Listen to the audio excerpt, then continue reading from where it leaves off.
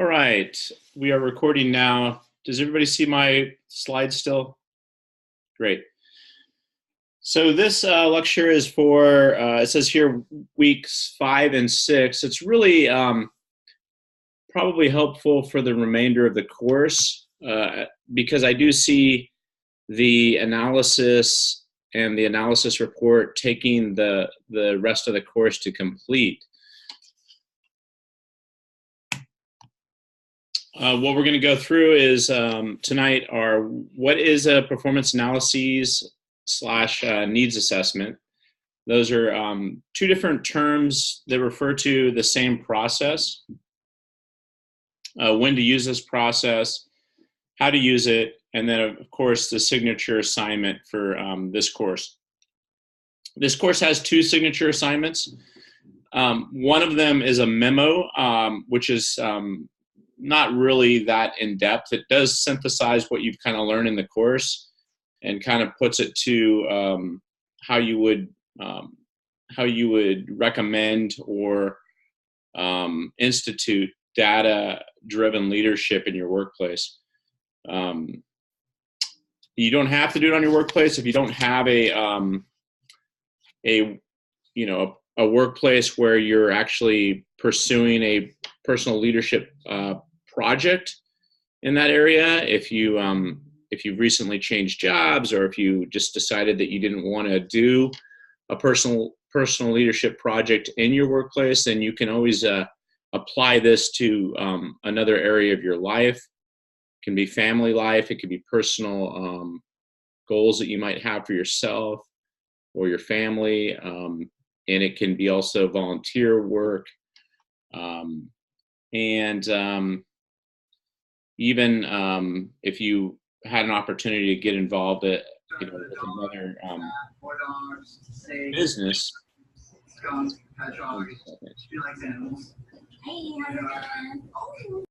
right, so okay, I think whoever that was muted themselves, so that's good. So you can also apply this if you wanted to do an analysis on somebody else's workplace. Say you had access to perhaps a friend's workplace, and it was convenient for you to go in and do some kind of consulting work, to help them figure out a problem. So, as I mentioned, they refer to the same process. Performance analysis and needs assessment refer to the same process. And that process starts with a gap analysis followed by a cause analysis. And the reason we have 2 different terms for it is some of the scholars in this area refer to it as a needs assessment, such as Roger Kaufman, who's out of Florida State University, and also a university in Mexico that he works out of. And then Roger Chevalier, who lived out here on the West Coast and published some articles, and used to teach this stuff at a International Society for Performance Improvement conference every year. He would call it a performance analysis. So we see two different scholars calling it 2 different things. The Coast Guard also had the same process, and they referred to it as a strategic needs assessment, which I use all 3 of these terms, and in my mind, they mean slightly different things. The strategic needs assessment would be at the strategic level of an organization. A needs assessment would be at a level where you're looking at multiple jobs, and you were focused on one particular goal. You could take increased revenue or something like that, and then if you looked at that within a company, you could look at a few different jobs at least, in one company to get to that goal. And then finally, at the performance analysis level, which I see that at the more granular level, where you're looking at a job. I used the example of a cashier at Safeway. or another grocery store as a particular job that you might look at. Multiple people fill the same job, but if you can go ahead and optimize that the performance support for that job, you can optimize all those people's performance that fill that particular role. So that's the performance analysis level. There is some still a little bit of wet paint with regards to this. So I don't think it's quite settled what these terms mean in the field of performance improvement and training. But we're starting to see it starting to solidify a little bit. Roger Chevalier passed away last year or the year before, and so his work is still there and is still relevant. But Roger Kaufman, around the same time, put out an article that really defined the terms as he saw them, and he published that about a year ago. So if I had to guess, I would say that Kaufman is probably, and the people that follow Kaufman are probably going to have their way and dial this in with that one article and with future articles. Talked about Roger Chevalier. We use a lot of Roger Chevalier's material in this course. He actually was a guest lecturer for the first time I taught this course. A friend of mine, mentor, and so he also was a guest lecturer at this particular point in the course where we started getting into the subject. He died of natural causes and also just some deteriorating health problems that he was having, but still really appreciate his help with this course and also his contributions to this field.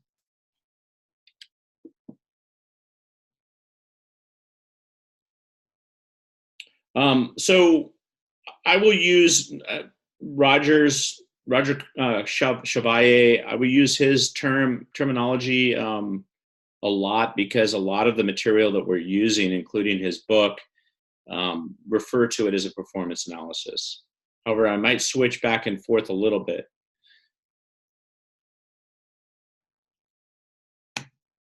So the process looks like this. It starts with a gap analysis. And then we have a cause analysis, which includes a force field analysis, which is something that Chevalier added to this process. And then we get into the intervention selection and design phase, and then implementation phase, and then finally the evaluation of the process or evaluation of the interventions. And then you could go from here, from the evaluation portion on the bottom rectangle, back up to the intervention selection. So it would be a cyclical it would be a cycle where you would adjust your interventions or maybe propose new interventions, and then see it through another time. And you could do that a couple of times before your gap analysis and cause analysis data gets a little bit stale, and at that point you would have to go back and do the process over again. So what are we talking about with a gap? Here's a good visual of what I'm talking about. We have a desired level of performance, and then we have a current level of performance, and the difference between those two in distance is your performance gap. Now, a lot of times you might be a long way away from your desired performance with whatever you're looking at, and in that case, before you get into the intervention selection or the solution selection phase, you would want to establish a reasonable goal. And what I mean by reasonable goal is a goal that's attainable. It's something that you can achieve within, say, 3 years' time. Anything beyond that, and I think it really it's a little bit too lofty for this process. You still want to have that desired level identified, but you do want to establish a more a closer goal that you can hopefully attain. One thing Roger Chevalier pointed out was that we really have to look at what was going on before the point of analysis and before the point of intervention. And what he referred to there was the trend analysis. What was the performance doing before we had time to look at it? And you might not always know this, but if you can get this information, it's vital to knowing whether your intervention has made a change, has likely made a change, and whether it has not, and how much change has it likely made. As we know from the previous part of this course, this is not an experimental type of process where we can say for sure that we made the change. This is more of a kind of a best guess, and in the workplace, I think a lot of times we'll say, yes, this change was a contributing factor, and we'll hang our hat on that, and that's okay. I think in the workplace, we're not so worried about being able to say that it was a cause and effect relationship. Rather, we're more concerned about making improvements and moving on, right? Making things better constantly. So if we have this trend analysis information, we could have a little more confidence in whether or not our intervention had some contributing factors that led to the changes, or we can say, that they did not have any changes. They did not lead to any changes. So we really want to find that trend, that previous information that would let us know what the trend is for that particular performance. And it can vary too. It can also be something that varies based on the seasons of the year, or it can go through different ups and downs based on some sort of cycle that the performance sees in a natural way. So whatever you can find on that is great. And you might not have, like I said, a lot of information or the best information, but if you have some, then you can at least use it. Once you're done with that that gap analysis, you're going to move into like a causal analysis phase. And this is where you're going to try to uncover what the root causes are for the gap, the performance gap or gaps. When you look at the causal factors, you're going to want to use the Gilbert's engineering model. Now, this one has been adapted by Roger Chevalier in one of the papers he wrote. And what he did is he didn't do too many changes to this. It's always been 6 boxes. It's always been separated by environment and individual. You can see environment on the top row and individual on the bottom row. But what he did was kind of update the headings and some of the language. Gilbert he developed this model back in, I believe, the 1970s, and a lot of behaviorist type of psychology was going on at that point in time. So a lot of the language that was used in his model was very behavioristic. And so what Roger Chevalier has done is he's kind of softened that language up a little bit, made it a little bit more modern, and but it's really the same thing when you look at it. Um, there's been a lot of studies that have looked at the behavior that Gilbert's behavior engineering model, and they consistently show that about 85% of the causes for performance problems can be found in the environment, and about 15% are found in the individual. So this is important information, and it's critical to the performance improvement field, because this is probably where the field departs from being a training field, and starts to stake its own claims in the ground here. Because what they're saying is that if we're only doing training, we're only addressing 15% of the problems out there. So we have to look beyond just training, and so this would represent that perspective real well. And one thing the Coast Guard did was they did a meta-analysis. So they looked at all their analyses over the years, and the Coast Guard does a lot of analysis work in this area, different types of human performance issues. And what they found from that meta-analysis was that, in fact, the behavior engineering model was really quite accurate for depicting what they saw as the root causes.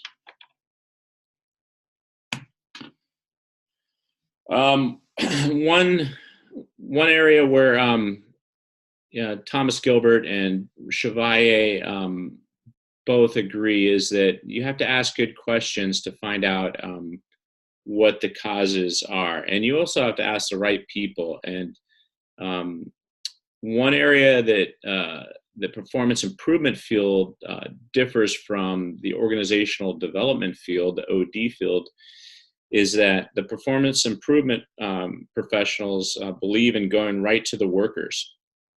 They want to find out from the worker's perspective why the job is not getting done, or why it's not getting done to the optimal level. Whereas an OD perspective might just review some literature, talk to the leadership, and then roll out a new solution to the performance problem without talking to the workers.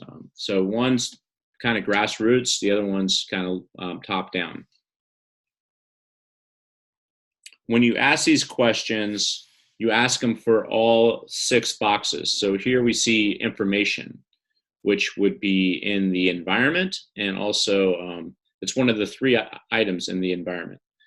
So you would both Chevalier and Gilbert would recommend starting with open-ended type of questions that start with the how or why or things like that kind of leave it open to interpretation from the person answering it, as opposed to yes or no questions, like the direct follow-up questions that we see. Have clear performance and expectations been communicated to employees? Yes or no, really. You want to ask both. You want to start with your open-ended, and you want to follow up with the direct questions. I think this is where a lot of people make mistakes. They ask the open-ended questions and they kind of move on. But really, if you want that granular level data, or information on the performance problem, you have to get into these really direct questions. Yeah. And these are going to really help you define within the realm of information what this specific problem is. Here's another one for resources, which is also in the environment. And incentives. So that would complete the 3 on the top and in the environment. And then we have the 3 on the bottom: motives,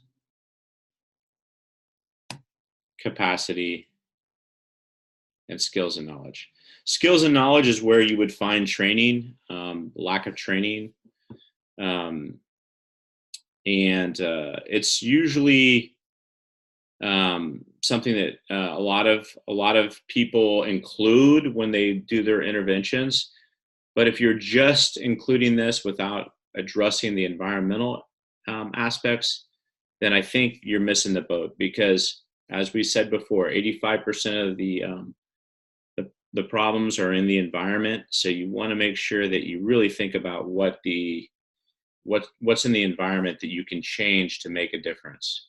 And an example would be, if we took our cashier from Safeway and we saw that they weren't, say they didn't, they were making all kinds of errors when it came to chili peppers, from the produce section, and they were mixing up, say, Anaheim chili peppers with jalapeno or something like that, or maybe it's a little bit harder one where they're mixing up Anaheims and what are the other ones that are similar, Poblanos or something like that. So they mix them up there at the cash register, and so one of them perhaps costs a lot of money, and they consistently charge the cheaper rate for those, and so the Safeway is losing a lot of money from that. Now, could that be a training problem? Yeah, it could be. But if we're jumping to training, we're not seeing a simpler solution, which is the job aid that the cashiers have in front of them, so they can just refer to it when they need it. There are thousands of products in a supermarket, so to know them all, I think, is asking a lot for any one individual. But if we can put that information into a quick reference guide that they can just skim through real quick and find maybe a picture of what the pepper is, and maybe has a little scale for size or something, then they can quickly put in the right price for those peppers. So that's one example where you might have a job aid that basically stores the information and frees up the employee from having to memorize or know it by heart. The only time you really don't want to use a job aid is when you're talking about like an emergency situation, or a field where the expectation is that the professional has a high degree of proficiency in whatever they're looking at. I'm thinking medical doctors in this area. You don't want your medical doctor to look up the manual when he's doing a surgery on you, so by the same token, if it's a police officer, firefighter, military person, some emergency responder, first responder type of job, you want those folks to be ready to go and kind of know, have a high level of training for those situations where they just don't have the time to look at a manual or a job aid. Part of the cause analysis is going to be to figure out how much force each one of the causes is putting on your performance problem. And those forces can be restraining forces and driving forces. If it's a driving force, it's actually a good force. It's pushing us towards our desired level of performance. If it's a restraining force, it's actually pushing us away from our desired level of performance. And the distance from that center line, the further out you go, the greater the force. So if we look at the first line on the left, it's got a -4 for a restraining force and a -2, maybe 2.5 for a driving force. So you can kind of see that the restraining force is greater than the driving force. So the net difference is going to be a negative restraining force that you would want to address in an intervention. The way we're going to see this on the worksheets that Roger Chevalier has developed is in this this vertical type of format.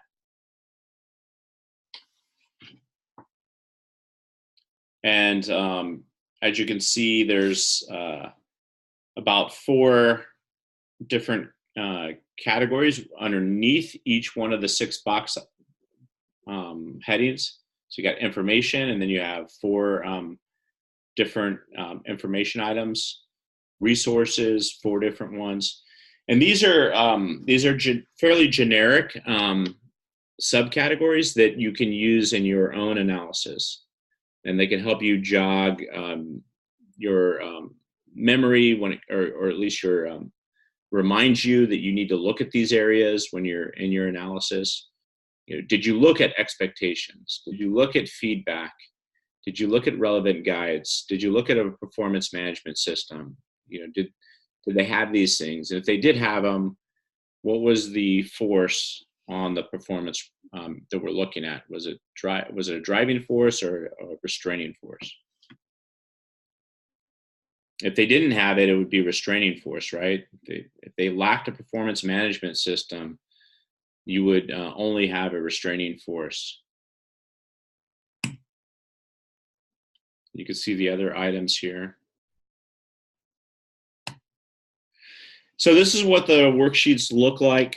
So there's an area where you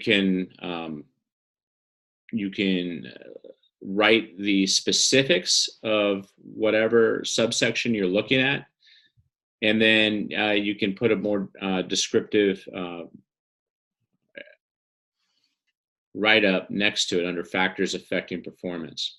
And then you would just draw in your arrows there. These are all on the web page. So this one would be called the Performance Analysis Worksheet.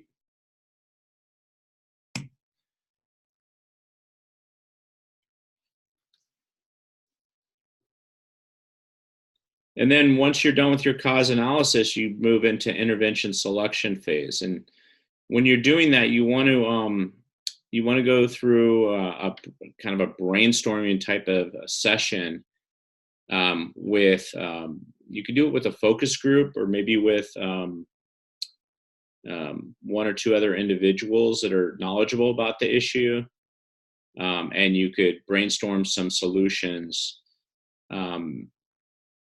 What I would recommend is that you leave, if you do it in a focus group type of fashion, you take the notes, but then you as an analyst, you make the final say on which interventions to propose based on your full analysis and understanding, hopefully objective understanding of the issues. What you don't want to happen is to have brainstorm, say, with leadership, and then it becomes more of a top-down approach to the intervention selection rather than taking some of the recommendations from the actual workers that are closest to the work. So you want to be objective and take the best recommendations and solutions and build those into your intervention. You might have an intervention that hits more than one of the categories. For example, if you decided to do training with the Safeway cashiers, that example, you might say, okay, we're going to do training, but we're going to train them on how to use this new manual or this new quick reference guide that we have developed or that we're having developed. So once you have that developed, you train them on how to use that rather than having a training session where you kind of go through the information, assume that they're going to remember everything, and then call it good after that. In the better case, you have the reference guide, you train them on how to use it, and the information is still in that reference guide. What you've done is you've just trained the employees on where and how to look for that information. So that would fit, if you had that solutions, it would address both the information, which is under environment, and also the skills and knowledge, which is under the individual. So you can see how one intervention could address two or more causes. One thing to keep in mind is that you're going to get more leverage when you have more of those. If you address more of the environmental causes. So in this diagram, this is of course not something that is measurable, in terms of how they have it laid out here, but it's more of a visual representation to remind you that you definitely want to make sure you hit those environmental aspects, because that's where 85% of the performance problems usually are. And once again, training is going to be the go-to for most organizations, but it's not the best solution for every situation, and it's actually quite expensive in a lot of cases. And when you get ready to write your performance report, there are some sections that you want to make sure that you definitely include.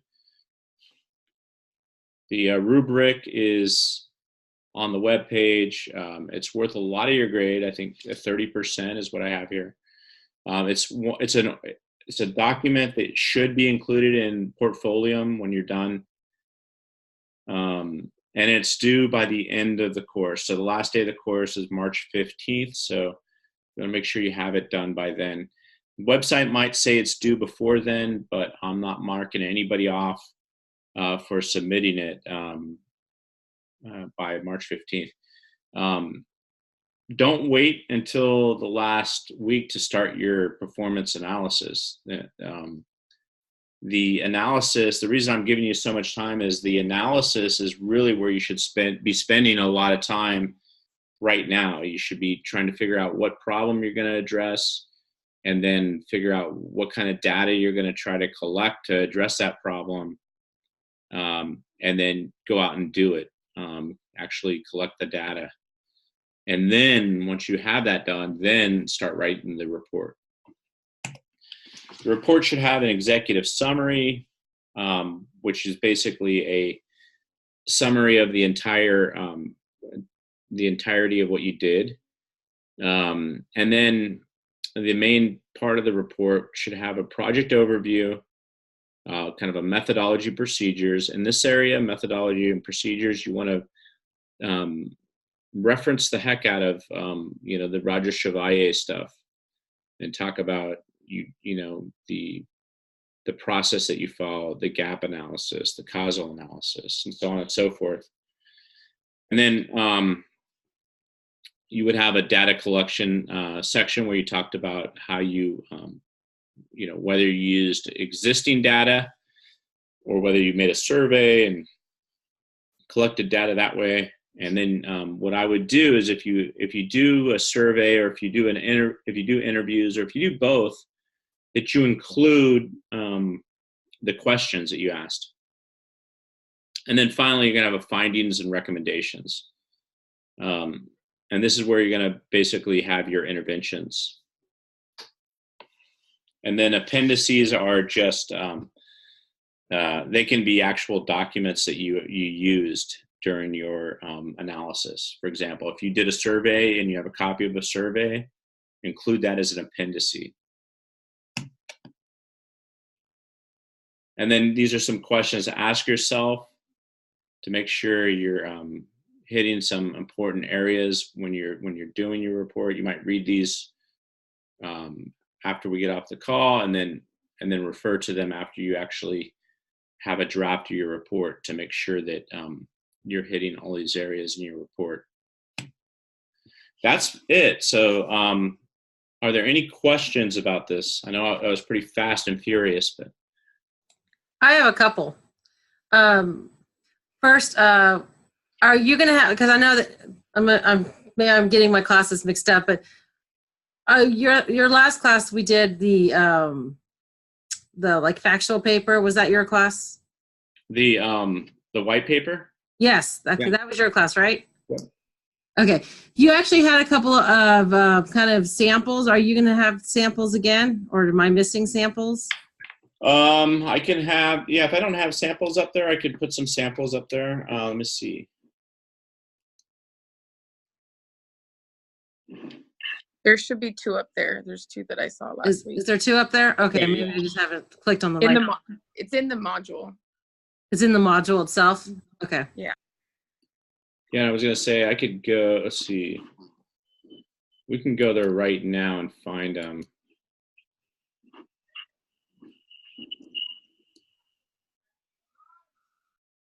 Okay. Let me share my screen one more time.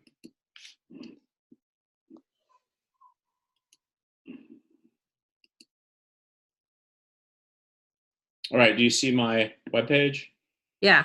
Okay, so we should be able to go to week 5. I hope they're here, but they could be in. Oh, there's just the readings. There's a rubric. Well, I didn't get that far down. Okay, never mind. My bad. Okay, yeah, so here's two examples. So let me just make sure this link works. Unauthorized. I don't know if this is, were you able to, Amanda, were you able to open that one up, the first one? Yeah, I was able to look at both of them. Okay, so maybe it's just something with, I have this right now in a particular mode. It's supposed to mimic what you guys see, but. I couldn't open that one either. Oh, you couldn't? Okay. Yeah. I can only get the other one that looked like this. Oh, okay. So you have that one. And let me see what happens. Oh, yeah. It says when I click on the other one, it actually asks me if I want to download it. So it must. Yeah, I had both mine downloaded. You did? Yeah, I've looked at them a couple of times, but it was last week, so I don't know. Yeah. I'm wondering, that's weird.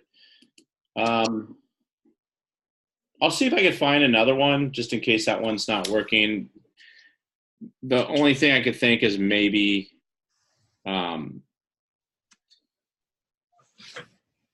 maybe the link is bad. I don't know. I'll take a look at it though to make sure it's still working, and if it's not, I'll either fix it or give you guys another one to look at.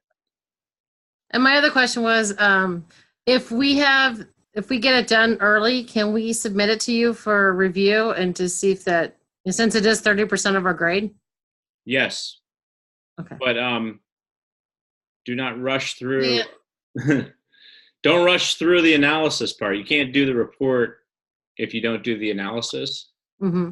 You know what I mean? Yeah. So the report by itself without the analysis is not going to be something you want to submit. You want to,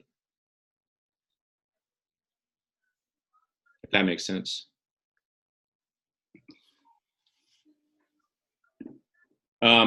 What I didn't talk about, let me go ahead and stop recording so this is not too long, but actually I'll just record this because you never know. There's could be some good questions.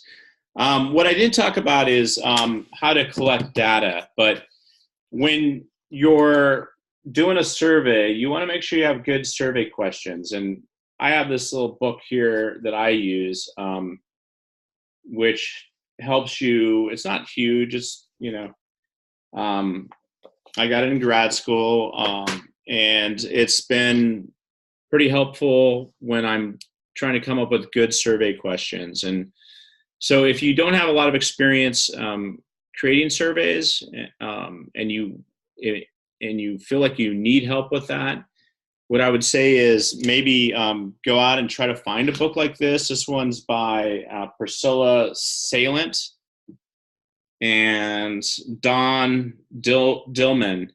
But it doesn't have to be this book. It can be, any book that you go to and it has good reviews on, creating surveys. Can be a little bit of a art to creating a good survey. And the same thing for interview questions. So those are two ways you might collect data. There's a lot of great tools out there for surveys, SurveyMonkey and Google Forms or whatever it is. And there's probably stuff that I don't even know about. I mean, imagine with the social media that exists out there. Think about those platforms that you use and whether they have a kind of a survey function in them. You could probably use that for your analysis.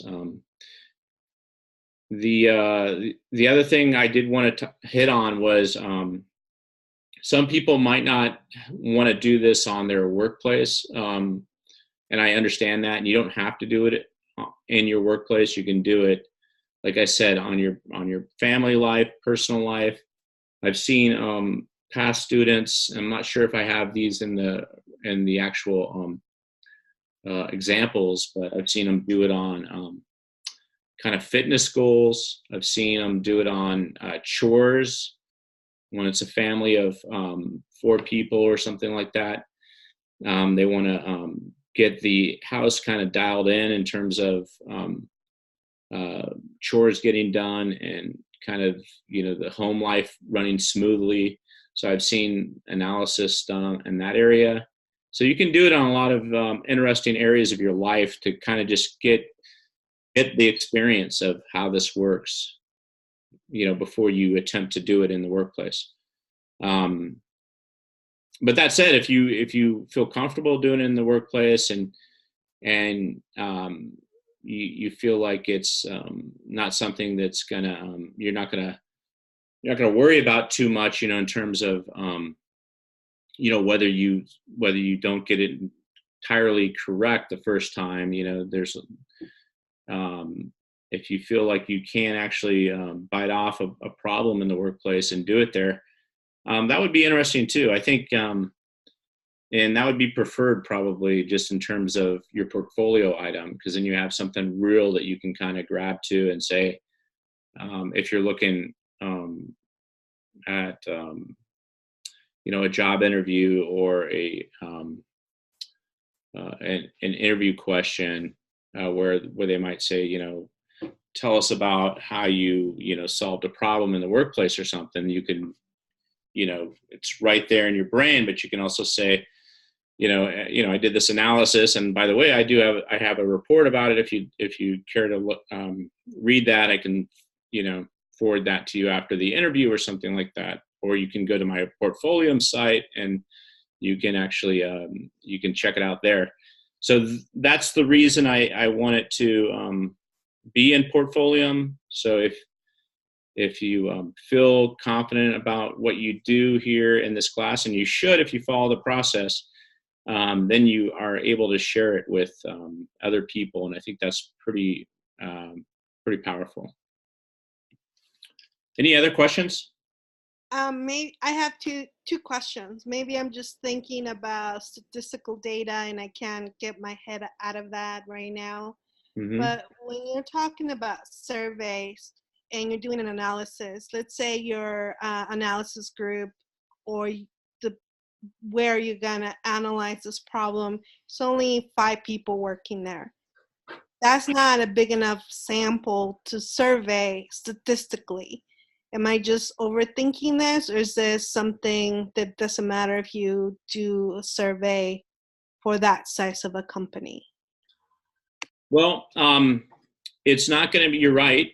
that's not going to be something that you could generalize to. So it's not going to be quantitative data that you can really use outside of that particular workplace. But the value in it is pretty powerful for those 5 people, especially if you include them in the process, because now you're getting buy-in. You're doing kind of a collective look at this problem. So in terms of your, I don't know the specifics, Claudia, of what you're thinking about in terms of the problem and what how you would use it, but I think I would definitely use this process. Like I said, if you can do it in a family of 4 or even like 2 people to kind of help you address, a common problem, then I think you can do it with a workplace of 5 people, Thank you. Yeah.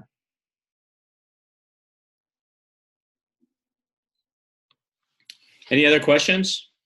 I did send an email yesterday, I think it was now, just kind of going over a thought process on something I was kind of going around. It wasn't really kind of survey driven. It's definitely more data driven as far as doing like cost savings for an account. I was kind of rolling it through there. It was probably not the best email to follow, but yeah, I apologize. It's not jogging. I may have missed that email. So you want me? I can resend it. Well, I probably have it. I'm looking at my email now. You said you sent it yesterday? I think so. I think it was. Do you want to? I think it might be beneficial to others if we just talked it through. Sure. So it's related to some other type of data that you already have access to, right? Yes. So what it is, it's one of the hospitals that I call on. They do not use ReadyCare, which is a consignment unit for their DME product, which is just their durable medical equipment. It's free for them to do it. They just haven't done it because they're large, and I don't know why. I just can't get anybody to buy in quite yet on it. But what I was thinking of doing was going through the previous months, all of their orders from when the order was created to when it was released to when it was delivered, figuring out that time. It equates to their inpatient stay, which I know is around $3,000 a day. So I can divide that out by the 24 hours, and then I get an hourly cost on basically kind of what it costs per hour for that patient to be there. Based on that, if the patient can get out the door earlier, there's a cost savings to the hospital. The way the insurance is billed, it would behoove them to, they could save probably quite a bit of money. But I don't think anybody's ever presented the data to them with real numbers. Yeah. So it sounds like you have a performance problem there, but you also have a proposed solution already in mind. Is that correct? Yeah. Exactly. So I've already identified the trend, which is the late discharges that they're having. Mm-hmm. So after 5 p.m., a lot of times it'll be even at 9 p.m. that they'll discharge a patient. When that same order could have, it was released at 3 o'clock in the afternoon, but because they don't have this program, they're waiting on either a courier to deliver the product or our driver when they happen to get into the area. Deliver the product. And so it's a delay in the discharge. Yeah. Especially because they have patients stacking up in the ED in the hallways. And why do you suspect they're not using nobody so far, because I've been calling on this account for 5 years, nobody will take ownership of it to manage it. So that's my biggest hurdle. Now I have found they have added a new department for just discharging nurses. So they're willing to own it, but I've got to get all the upper level people to now sign up, like show them proof somehow. So when we were talking about having this this class, I was like, ooh, I wonder if I can somehow tie it all in together. Yeah. No, I think you probably could. I think that you're still probably going to want to talk to some of the people over there. Oh yeah, for sure. Yeah, because I'm going to have to go into like nursing, case management, and distribution. There's 3. Yeah. To ask those questions, why aren't they doing this? And I would say the performance in this case is to discharge before, what did you say, 3:00 or what? That would be ideal for them. Yeah. For costs. And then so you're asking questions to the actual people that actually would do I guess it's the discharged nurses. Yeah. So that's a new service that the hospital has started less than a year ago. Yeah. And so you ask those people, the kind of the questions that were included under the causal analysis area.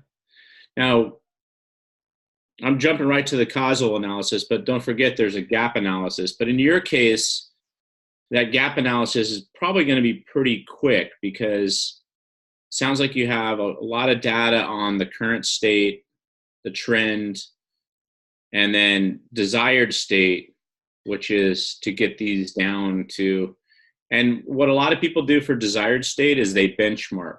They find out, okay, where's our best performer? And so you might get a hospital that's really good at whatever this is. And so you benchmark off of them and say, this is our desired performance here. It's attainable because other people are doing it. So that gap analysis might move really quick for you. And then you kind of focus in on this cause analysis. And that's where you do some interviews with the actual workers or maybe a survey to find out why they're not doing it. And then you make sure you cover all those bases that Gilbert talked about, the 6 boxes. Are the expectations known, and so on and so forth. And you have a couple questions for each one of the 6 boxes. And then you have your data. That's your causal data. And then you look at that with, you could do it by yourself or maybe with colleagues to kind of brainstorm some solutions. And I think just in talking to you, probably one of the solutions is just going to be to have somebody accountable for this, right? So that would fall under kind of the expectations, that there's somebody, and that's an environmental thing. It's got to be written into somebody's job description, right? And then beyond that, they have to be held accountable for that, for meeting that expectation. Okay. So is it in their performance evals as well, something like that. So that's kind of where I'm at. And you want to be a little careful. I don't want to push you off the cliff with this. You don't want to burn any bridges that you weren't already looking to burn. You know what I mean? I don't want to get you into I really don't think that's going to be a problem. I mean, like I said, I've been calling on the account for 5 years now. Every year I try and present this information a different way. Yep. And I'm still hopeful. I mean, that's the game of sales, right? So it's just, there's, like I said, there's a new department. They kind of fit the ownership bill, so to speak.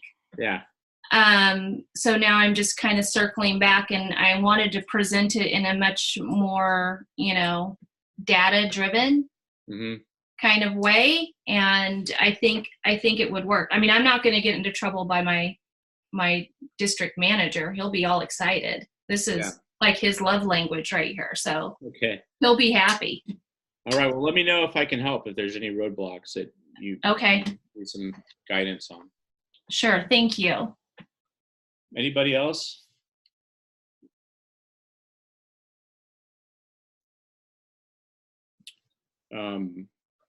Anybody thinking they might do this in their workplace? Just nod or no. Yeah. I wanted to do it on my workplace. I emailed you once about doing it on safety training, but I just That's sent you right. another email thinking I'm going to add in all the environmental stuff that changed as well.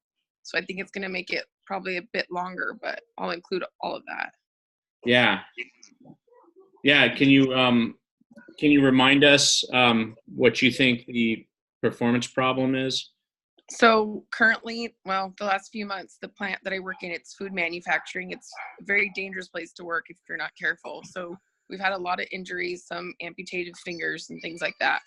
So we were looking at, safety training lately, F tags, which is the system that you use for identifying safety defects, and then a behavioral observation survey. So it's one employee watching another employee work and then letting them know, hey, you're going up and down the stairs, not using the hand railings, or you shouldn't put your fingers in that piece of equipment while it's on. You should lock out the equipment. Mm-hmm. So the last few months we've been looking at that and implementing these changes, and we're already starting to see improvements. So it's a project that's already kind of in place, but no one at work's really wrapped it up into like a nice little bow. So I think this would be a cool way to do that. Yeah, I think so. And especially if you make sure you address all the 6 boxes. There might be a couple few that were overlooked, maybe. Yeah, the little outline you had really started my wheels turning. So there's a lot more I can add now. Good. Yeah. Thanks.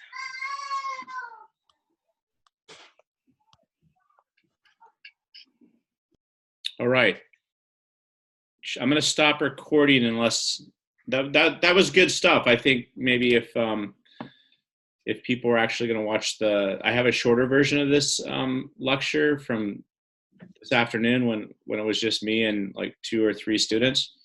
So that they'll be able to watch the short version or the long version. I like the long version though, because we have like some real possibilities from you guys on what you might do your analysis on. And I think that will help people think about what they might do their analysis on. So thank you for sharing on that.